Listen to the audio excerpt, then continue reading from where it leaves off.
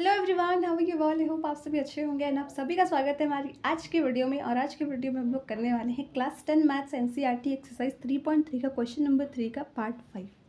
तो इसके ऑलरेडी हमने सारे क्वेश्चंस कर लिए हैं एंड आज की वीडियो में हम लोग ये क्वेश्चन करेंगे। तो स्टार्ट करते हैं।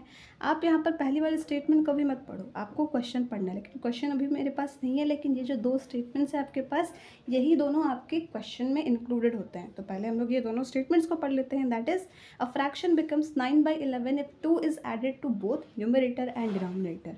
अब इतना पढ़ा हमने तो थोड़ी लॉजिकल चीज़ें बिल्ड करने की कोशिश करते हैं कि क्वेश्चन ने बोला क्या क्या है।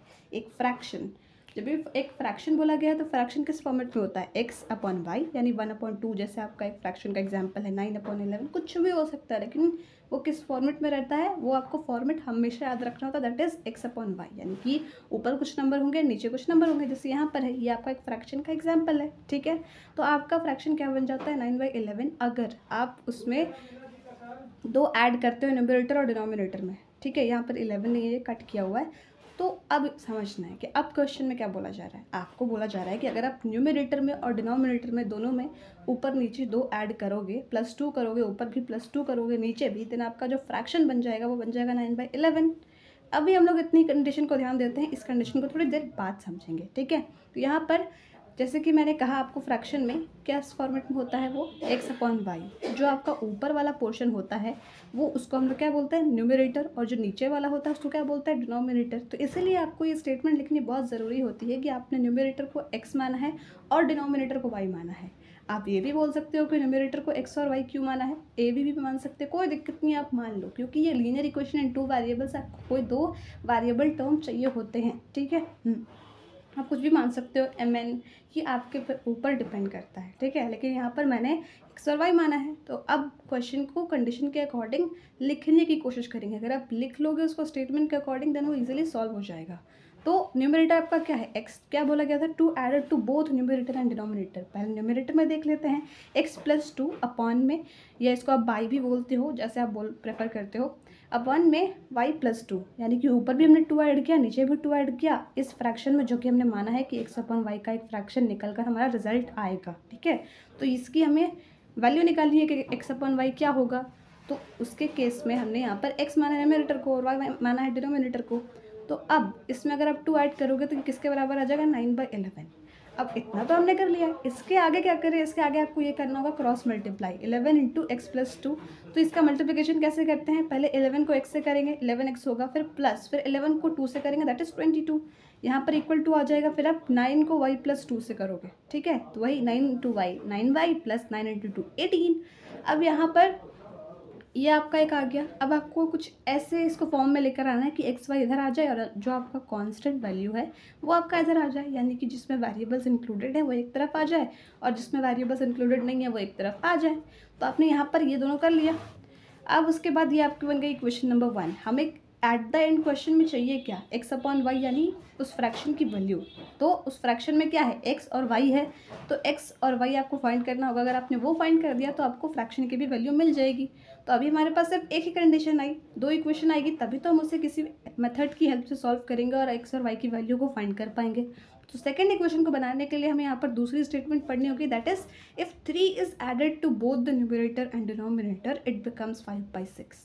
तो इसका कहने का क्या मतलब है? जैसे ऊपर वाले में हुआ था वैसे ही सेम है। अब यहाँ पर वही आपका फ्रैक्शन हमेशा ओरिजिनल से डील कर दिया, यानी कि ओरिजिनल क्या था? x/y। तो अगर आप 3 ऐड करोगे ऊपर नीचे, यानी दोनों न्यूमरेटर और डिनोमिनेटर में, तो आपका फ्रैक्शन किसके बराबर हो जाएगा? Equal to 5/6। अब सिंपल वही चीज़ करनी है, यहाँ पर क्रॉस मल्टीप्लाई करना है। अगेन वेरिएबल्स को एक तरफ इंक्लूड करना है और कॉन्स्टेंट वाले को एक तरफ, ठीक है। हमारे पास यहाँ पर 2 इक्वेशन आ गई। और अब आपके पास 2 इक्वेशन आ गई है तो आप इसको किन्हीं मेथड से सॉल्व कर सकते हो, जो आपको अच्छा लगता हो, जो इजी लगता हो। मुझे सब्स्टिट्यूशन इजी लगता है, दैट्स व्हाई यहाँ पर सब्स्टिट्यूशन मेथड का यूज़ करके x की वैल्यू का एज अ ये निकाला गया है, जिसको हम लोग पुट करेंगे, सब्स्टिट्यूट करेंगे किसी और इक्वेशन में। अगर आपको नहीं आता है तो आप इसको भी देख सकते हो, बट एक स्पेसिफिक वीडियो बनाई हुई है, उसको भी जाकर आप देख सकते हो, ठीक है। या कहीं से भी सीख सकते हो, ऐसा नहीं कि प्रमोशन के लिए बोल रही हूँ, ओके।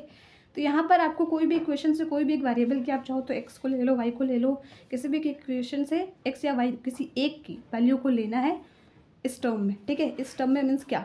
यहाँ पर जैसे मैंने x में लिया, तो अगर आपको x की वैल्यू निकालनी है तो आप उसको इधर लेकर आओगे, उसके बाद x की वैल्यू कुछ ऐसी आएगी। तो आपको एक्स की या वाई की जो भी आप टर्म ले रहे हो उसकी एक सब्स्टिट्यूशन वैल्यू निकालनी होगी किसी एक इक्वेशन से। अब ये जो वैल्यू आई है उसको आपको इसी इक्वेशन में पुट नहीं करना है, आपको उसको जो बचा हुआ इक्वेशन है यानी रिमेनिंग इक्वेशन है उसमें पुट करना है, तभी ये रिजल्ट सही से आएगा। क्यों? क्योंकि ये हम करते क्यों है, क्योंकि आपने x की वैल्यू ऑलरेडी दूसरे के टर्म में लाई है। अगर आप y लेते तो आपका जो y का वैल्यू था सब्स्टिट्यूशन मेथड की हेल्प से वो x के टर्म में आता। तो जो आपने यहाँ पर सब्स्टिट्यूशन लिया यानी यहाँ पर y के टर्म में और आपने दूसरे इक्वेशन में पुट किया तो यहाँ पर y सेम हो गए। तो सेम होने से क्या होता है, आप उसको सब्ट्रैक्ट कर सकते हो, ऐड कर सकते हो। जब दो वेरिएबल्स डिफरेंट होते हैं तो आप उसको ऐड और सब्ट्रैक्ट नहीं कर सकते, उसको सेम बनाना होता है। इसलिए हम लोग इस मेथड्स का यूज़ करते हैं इसका सोल्यूशन फाइंड करने के लिए। तो ऐसे ही करते करते आप यहाँ पर y की वैल्यू आपने फाइंड कर ली। अब नेक्स्ट क्वेश्चन आता है कि x की कैसे करें। आपने x की कुछ सब्स्टिट्यूशन वैल्यू मानी थी ना y के टर्म्स में, जो भी आपने मानी होगी, आपका अगर एक आ गया तो दूसरा उसमें पुट कर दीजिए और उसके बाद आपका वो वैल्यू भी आ जाएगा। तो यहाँ पर ही आपको आंसर छोड़ना नहीं है। आपको जो क्वेश्चन में स्पेसिफिकली पूछा गया है कि हमें फ्रैक्शन चाहिए तो x अपॉन वाई की वैल्यू चाहिए, x और y की वैल्यू नहीं चाहिए। यहाँ पे सही है लेकिन आपको प्रॉपर फॉर्मेट में लिखना होगा that x upon y is equals to x की वैल्यू क्या है 7, y की वैल्यू है 9, तो ये हो जाएगा आंसर। एंड अब इसके बाद जो ये एक्सरसाइज है 3.4, ये क्वेश्चन नंबर 1, यहाँ पर आपको सिंपली लिखा हुआ है कि आपको क्वेश्चंस को किन मेथड से करना है, एलिमिनेशन एंड सब्स्टिट्यूशन मेथड से। तो इस पर ऑलरेडी एक वीडियो बनी हुई है इसलिए हम लोग उसको रिपीट नहीं करेंगे, नहीं तो वो वेस्टेज ऑफ टाइम होगा। आप उसको देखोगे तो ये क्वेश्चन भी आपसे ईजिली बन जाएंगे। See you soon in the next one.